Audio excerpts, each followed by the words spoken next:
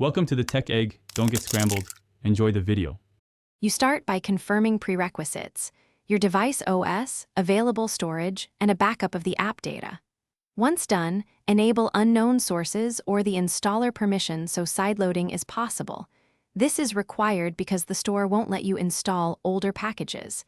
Make sure to export settings or use a local backup tool. Why?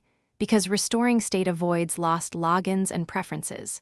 Then, locate the exact old app package you previously saved or archived on your computer or cloud storage. You transfer the old installer to the device using USB, a DB, or a trusted cloud link, and then install it.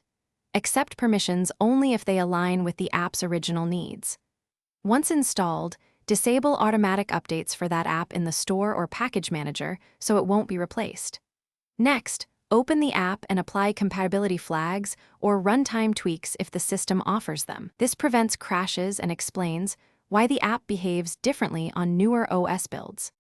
You finish by restoring your backed up data and signing in. Make sure sensitive credentials are re-entered securely.